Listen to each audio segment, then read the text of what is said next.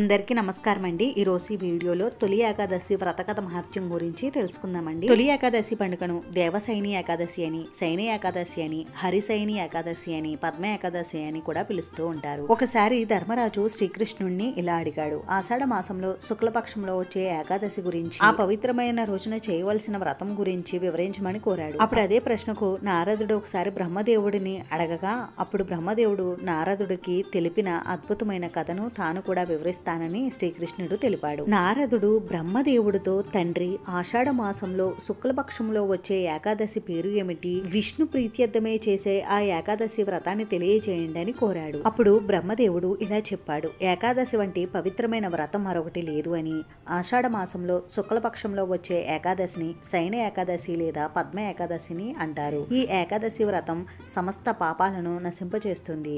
ఇందుకు గల ఒక కథను ఇప్పుడు చెబుతాను, శ్రద్ధగా వినుము అని చెప్పాడు. పూర్వం సూర్యవంశంలో జన్మించిన పరమ ధర్మాత్ముడు, పరమ శక్తివంతుడు, సత్యవంతుడు అయిన మందాత అనే రాజు ఉండేవాడు. అతడు ప్రజలను కన్న బిడ్డలుగా పాలించేవాడు. ఆయన రాజ్యంలో కరువు కాటకాలు కానీ రోగాలు కానీ ఉండేవి కావు. కొన్ని సంవత్సరాల తర్వాత ఒక 3 సంవత్సరాలు వర్షాలు లేక పంటలు పండక జనం చాలా ఇబ్బందులు పడ్డారు. ఆహార కొరత వలన కలిగిన దుఃఖ ఫలితంగా యజ్ఞాలు, యాగాదులు, వేద అధ్యయనం నిలిచిపోయాయి. అప్పుడు రాజుగారి దగ్గరికి ప్రజలు వచ్చి, మా కష్టాలు తీర్చి మాకు తిరిగి శాంతిని, సమృద్ధిని ప్రసాదించమని ప్రార్థించారు. అప్పుడు రాజు ప్రజలతో, రాజు చేసిన పాపాల వలనే రాజు తన రాజ్యంలో ఉన్న ప్రజలు కష్టాల పాలు అవుతారని పురాణాల్లో చెప్పబడి ఉంది. నేను చేసిన పాపాలు ఏమిటో తెలుసుకోలేకపోతున్నాను. ఈ పరిస్థితి ఎందుకు వచ్చిందో తెలుసుకుని దానికి ప్రతిక్రియ చేస్తానని రాజు అడవికి వెళ్తాడు. అరణ్యంలో అతను నిత్యము కూడా ఋష్యాశ్రమాలను సందర్శిస్తాడు. ఒకసారి అదృష్టవశాత్తు అతడు బ్రహ్మమానస పుత్రుడైన అంగిర ఋషిని కలిశాడు.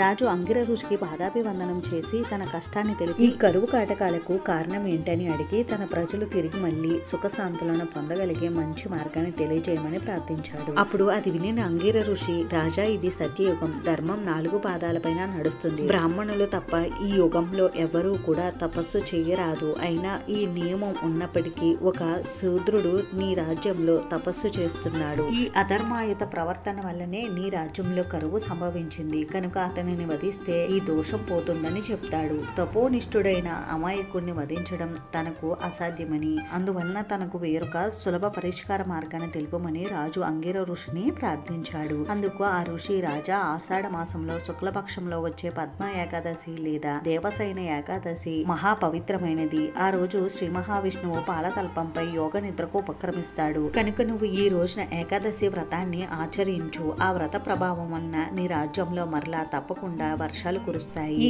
ఏకాదశి వ్రతం మనిషికి ఉన్న సమస్త అడ్డంకులను తొలగించి సమస్త మంగళాలను చేకూర్చి పూర్ణత్వాన్ని ప్రసాదిస్తుంది. కనుక నీ ప్రజలతో పాటుగా నీవు కూడా ఈ వ్రతాన్ని ఆచరించుము అని ఉపాయం చెప్పాడు. అప్పుడు రాజు ఋషికి నమస్కరించి నగరానికి వచ్చి ఆషాఢ శుద్ధ ఏకాదశి రోజున బంధు మిత్రు పరివార సమేతంగా భక్తి శ్రద్ధలతో నియమనిష్టలతో ఏకాదశి వ్రతం చేసి శ్రీ మహావిష్ణువుని ప్రసన్నం చేసుకుంటాడు. ఆ వ్రత మహత్యం వలన రాజ్యంలో వర్షాలు సమృద్ధిగా కురిశాయి. పంటలు బాగా పండాయి. రాజ్యం అంతా ధాన్య రాశితో నిండిపోయింది. ప్రజలు ఆనందించారు. కనుక సుఖ సంతోషాలను, ముక్తిని ప్రసాదించే ఈ పవిత్రమైన ఏకాదశి వ్రతాన్ని ప్రతి ఒక్కరూ కూడా పాటించాలి. ఈ ఏకాదశి వ్రత మహత్యాన్ని విన్నా లేక చదివినా సమస్త పాపాల నుండి పాప విముక్తులు అవుతారు. ఈ ఏకాదశిని విష్ణు శయన ఏకాదశిగా కూడా పిలుస్తారు.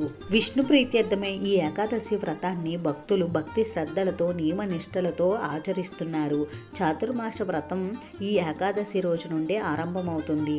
శ్రీహరి యోగ నిద్రకు ఉపక్రమించే ఈ రోజు నుండి మేల్కొనే రోజు వరకు భక్తులు ఆ శ్రీ మహావిష్ణువు లీలలను వింటూ కీర్తిస్తూ చాతుర్మాస వ్రతాన్ని ఆచరిస్తున్నారు. ఈ ఏకాదశి రోజున భక్తులు మనోనిష్టగా ఏ కోరికలు లేని వారిగా ఉండి ఓం నమో నారాయణాయ అనే అష్టాక్షరి మంత్రాన్ని జపిస్తే మోక్షం కలుగుతుందని అంటారు. అంతేనండి, విన్నారు కదా ఏకాదశి వ్రత కథ మహత్యమును. ఈ వీడియో మీకు నచ్చితే మీ ఫ్రెండ్స్ కి, రిలేటివ్స్ కి షేర్ చేయండి. ఇటువంటి మంచి మంచి వీడియోస్ కోసం ఛానల్ ని తప్పకుండా సబ్స్క్రైబ్ చేసుకోండి. వీడియోని చివరి వరకు చూసినందుకు చాలా థ్యాంక్స్ అండి.